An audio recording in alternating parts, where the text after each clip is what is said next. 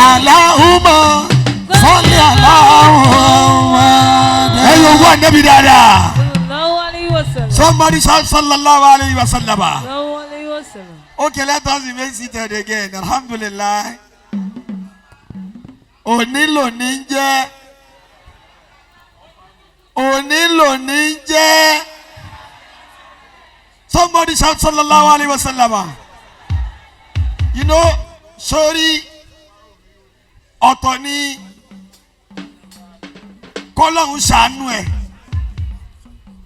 Ọ̀tọ̀ ni kí wọn náà tún wá mọ̀ pé Ọlọ́run ṣàánú ẹ̀.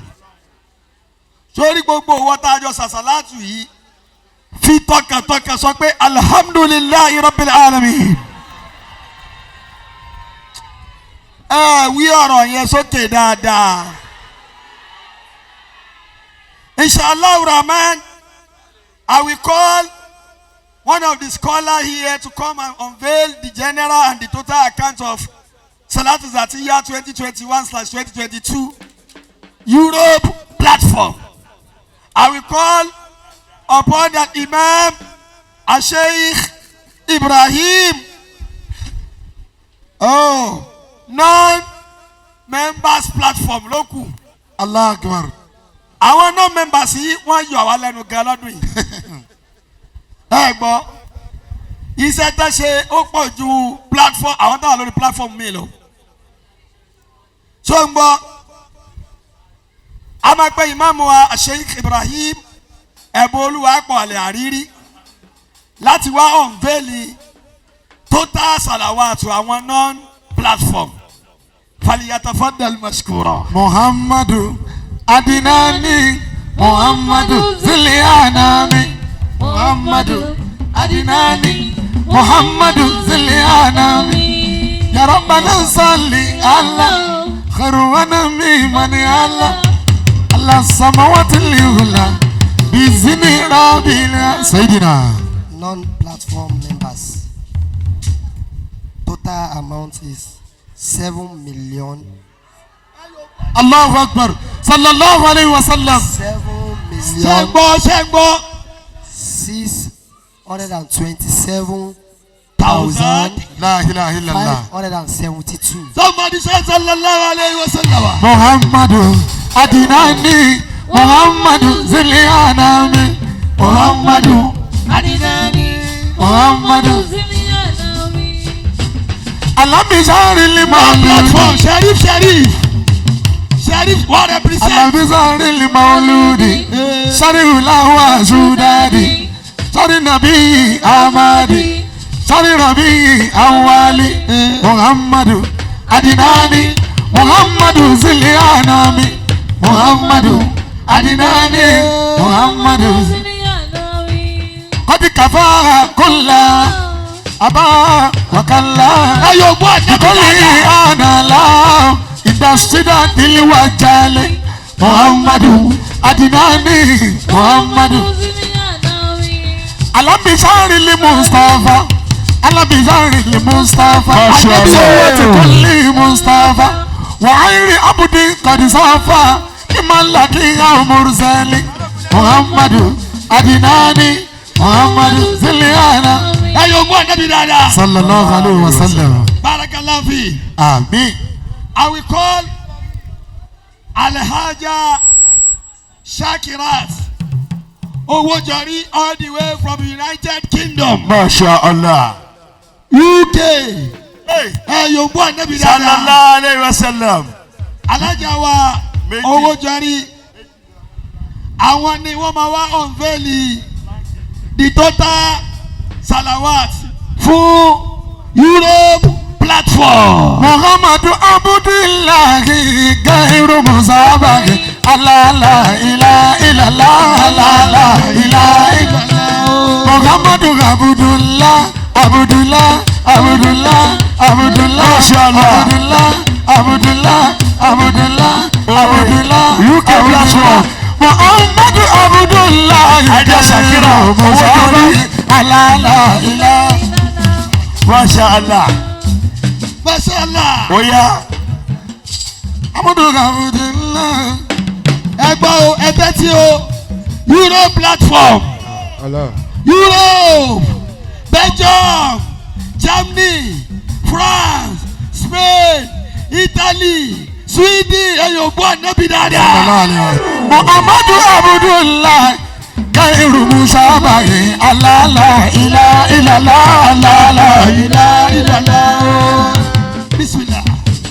Muhammadu Khairullah, Allah, Allah, Allah, Allah, Allah, Allah. Muhammadu Abdullah, Kairu Musa Bahi, Allah la ilaha illallah, Allah la ilaha illallah. Mashallah. Muhammadu Rasulullah. Sallallahu alayhi wa sallam. Wo ẹni sùúrù tábà ti ní Muhammadu Rasulullah o gbọ́dọ̀ yòókù ànábì dáadáa ni ẹ yòókù ànábì kó gbọ́ dáadáa. Sallallahu alayhi wa sallam. Muhammadu Rasulullah. Muhammadu Sayyidi Baraya. Muhammadu Sayyidil Baraya, Muhammadu Sayyidil Alami, Muhammadu Sayyidil Baraya, Muhammadu Sayyidil Baraya. Níjọ́ tó lọ́hùn mi ti dáyé o. Ànábì o. Sẹ́rí níjọ́ tó lọ́hùn ti ṣẹ̀dáyé. Ó ti ra mọ́lẹ̀ ọmọ Amina, Muhammadu Sayyidil Baraya, Muhammadu Sayyidil Baraya. Èèyàn kò tóbi níwájú Ọlọ́run kó tó ipò ọmọ Amina, Muhammadu Sayyidil Baraya, Muhammadu Sayyidil Baraya. Èèyàn kan òwúwo níwájú Ọlọ́run, èèyàn kan òwúwo níwájú Ọlọ́run kó tó ipò ọmọ Amina, Muhammadu Sayyidil Baraya, Muhammadu Sayyidil Baraya.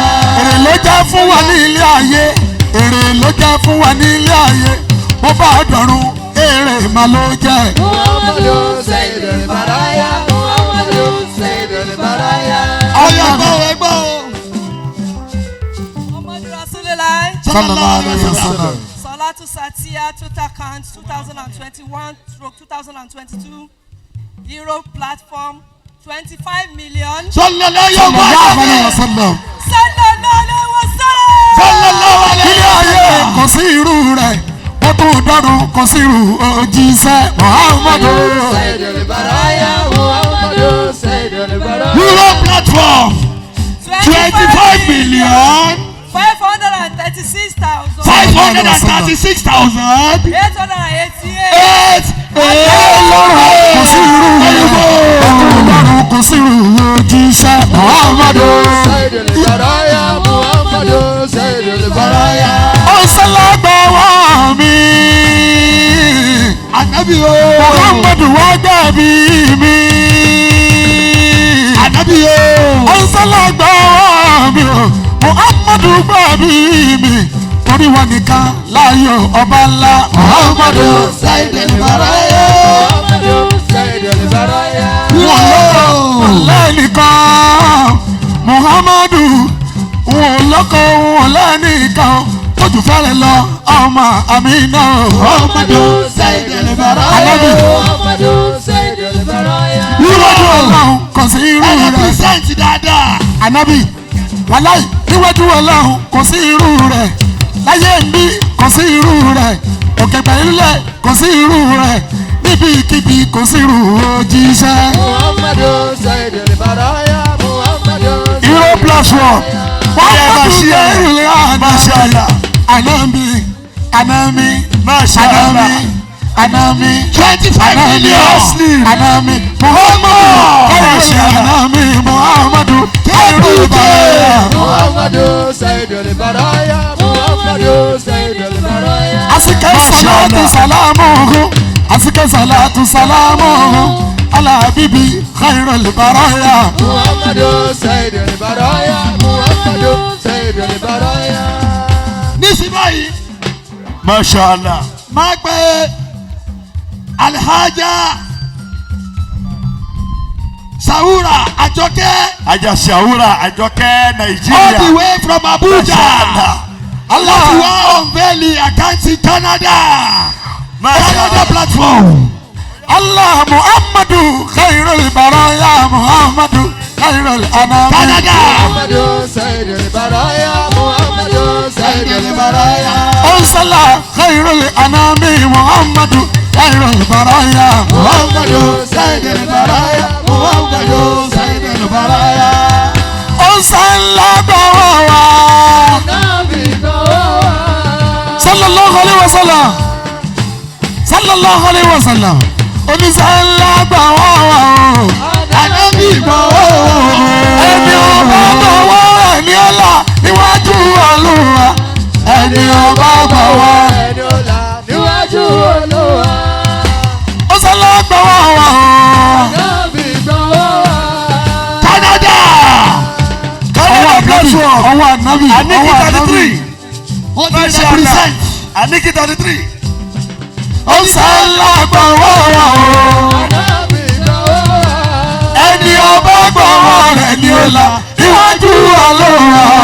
Ẹni ọba gbọ́jà gbọ̀rọ̀gbọ̀rọ̀ oníṣẹ́ ńlá. Ọ̀dà abiyamọ bọ̀jà gbọ̀rọ̀gbọ̀rọ̀ oníṣẹ́ ńlá. Abiyamọ bọ̀jà gbọ̀rọ̀gbọ̀rọ̀ oníṣẹ́ ńlá o. Abiyamọ bọ̀jà gbọ̀rọ̀gbọ̀rọ̀. Oníṣẹ́ ńlá. Abiyamọ bọ̀jà gbọ̀rọ̀gbọ̀rọ̀ oníṣẹ́ ńlá. Abiyamọ bọ̀jà gbọ̀rọ̀. Muhammad Rasulullah. Ẹ yóò gbọ́ débi dáadáa. Sallallahu alaihi wasallam. Sallallahu alaihi wasallam. Salat Zatia total count 2021-2022. Wow. Canada platform Mashallah. 30 million 30 million. 719 La ilaha illallah. Sallallahu alaihi wasallam. 16. Ẹ yóò gbọ́ débi.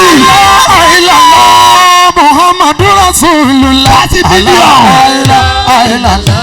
Muhammadu Rasulullah. 30 Ọlọ́sìn million. kí n gọ́mà Zamani gọ́mà ọba mẹ́wàá ìjà mẹ́wàá sọ̀rọ̀ nílẹ̀. Àsìkò ànábì Muhammad sọ̀rọ̀ làwọn lọ́nà aláìlá àìlá. Muhammadu Rasulullah. 30 million. Muhammadu Rasulullah.